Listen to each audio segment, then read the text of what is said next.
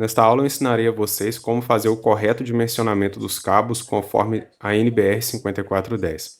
Você pode até ter uma ideia tradicional de quais cabos usarem para quais situações. No caso, 1,5 para iluminação, 2,5 tomadas, 6 milímetros para o chuveiro e 10 ou 16 milímetros para o ramal de entrada. Mas nem sempre é assim. Nós vamos ver isso nessa aula de hoje. Simularemos o dimensionamento para cabos de alimentação de um circuito de uma tomada específica de um forno micro-ondas. Esse forno tem 2.000 watts de potência.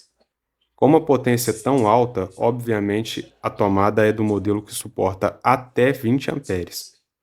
O eletroduto onde irá passar esses cabos de alimentação dele está sendo compartilhado com outro circuito, que é o de tomadas de uso geral, que também fica na cozinha, já que o forno micro-ondas também fica na cozinha. Qual seria a seção em milímetros quadrados dos cabos de alimentação desse forno? Se consultarmos a norma, veremos que na tabela 47 temos um valor mínimo para circuitos de força, que para cabos de cobre é de 2,5. Então basta eu usar cabos de 2,5.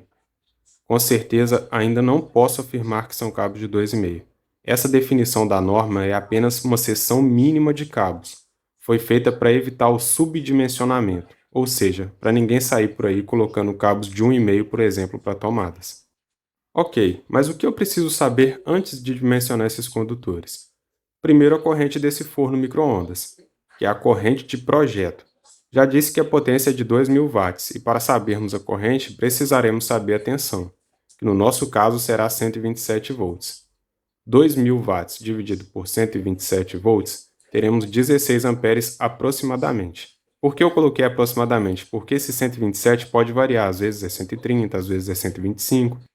Segundo, qual o tipo de isolação desse condutor? O mais usado é o de PVC, até pelo preço, por ser mais barato. Então, consideraremos ele, pois com base na isolação é que conseguimos definir quais colunas das tabelas da norma iremos consultar. A tabela 36 da norma informa os valores máximos de condução de corrente de cada condutor com base na disposição dos cabos. Por exemplo, o cabo de 2,5 que chegamos a considerar no início tem vários valores, que mudam conforme o método de referência e a quantidade de número de condutores carregados. A própria tabela 36 já diz que, para sabermos o método de referência, precisamos consultar a tabela 33. Com base nessa tabela, teremos o método de instalação 7, que é o método de referência B1, cabos unipolares em eletroduto circular embutido em alvenaria, que é o lugar por onde esses cabos irão passar. Usei essa forma como exemplo porque a gigantesca maioria das residências no Brasil é feita de alvenaria. Então já sabemos que é a coluna B1 da tabela 36. E qual seria a quantidade de condutores? Temos 3 condutores na tomada do micro-ondas, então consideraremos 3 condutores carregados? Não, o terra não é considerado um condutor carregado.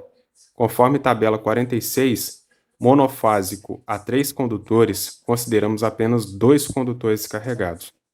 Ok, então temos o método B1, 2 condutores carregados, e a norma define que seja no mínimo cabos de 2,5 para circuitos de força. Com base nessas informações, o cabo de 2,5 conduz até 24 amperes, o que atenderia com folga ao meu forno, correto? Ainda não podemos afirmar que sim, pois também temos que considerar a temperatura e o agrupamento de circuitos. A tabela 36 foi criada com uma referência de 30 graus para o ar e 20 graus para o solo. A temperatura influencia e muito na escolha da seção do condutor, vocês vão entender. No nosso caso, irei considerar 35 graus por ser uma cozinha. Sim, eu estou dando uma exagerada. Com base na tabela 40, o fator de correção a ser considerado para 35 graus é 0,94, para cabos de isolação de PVC. Observem que não tem valor de fator de correção de temperatura de 30 graus, justamente porque ela é a nossa referência. Então o valor dela é unitário. Essa isolação EPR ou XLPE, como podem ver, pode ser usada com uma amplitude muito maior de temperatura, mas é usada na indústria, até pelo preço do cabo inviabiliza o uso dele nas residências. Por fim, como os cabos do forno compartilharão o mesmo eletroduto com os cabos dos circuitos das tomadas de uso geral da cozinha, então são 2 circuitos que devemos considerar. E quanto mais circuitos temos, mais fica quente e menos o cabo consegue conduzir corrente. Temos a tabela 42 para nos ajudar com o fator de correção em relação à quantidade de circuitos. A forma de grupamento dos condutores é em conduto fechado. Com 2 circuitos, devemos usar o fator de correção de 0,8. Você pode estar pensando, como assim não consegue conduzir corrente porque esquentou um pouco? O ponto de fusão do cobre é mais de 1000 graus? Então, pessoal, nós não dimensionamos o cabo pela temperatura que o cobre suporta, mas sim pela temperatura que a isolação suporta. E o PVC garante a proteção somente até 70 graus. Observe na tabela 40 que a partir de 65 graus nem tem fator de correção para a isolação de PVC. Ou seja, ele nem deve ser usado para uma temperatura dessa. Óbvio que temperaturas tão altas ocorrem somente nas indústrias. Numa residência seria no máximo numa churrasqueira. Existem cabos específicos para churrasqueira. Recapitulando, a potência do forno micro-ondas é 2000 watts, a tensão de alimentação é 127 volts, a corrente de projeto, ou seja, a corrente do micro-ondas em funcionamento, é 16 amperes, o eletroduto dele é embutido em alvenaria, então é o método B1, o número de circuitos no eletroduto são 2 e a temperatura ambiente é 35 graus. Então temos 2 fatores de correção, o da temperatura dada pela tabela 40, que no nosso caso deu 0,94, e o fator de grupamento de circuitos, que é dado pela tabela 42, e o fator de correção é de 0,8. Podemos simplificar e multiplicar um pelo outro e teremos um único fator. 0,8 vezes 0,94 é igual a 0,752.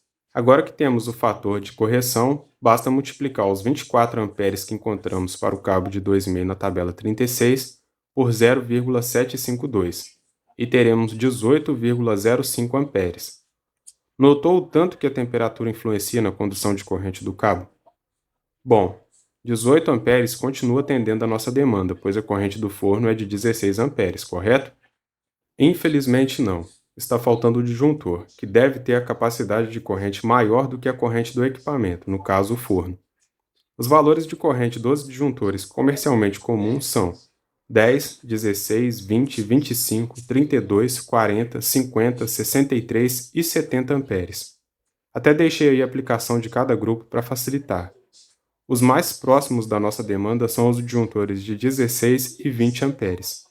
16 é próximo demais, então uma pequena variação de corrente no micro-ondas poderia atuar esse disjuntor, nos restando o disjuntor de 20 amperes. Então, um cabo de 2,5 que nas nossas condições suporta até 18,05 amperes não seria protegido por esse disjuntor de 20 amperes, então descartando o cabo de 2,5.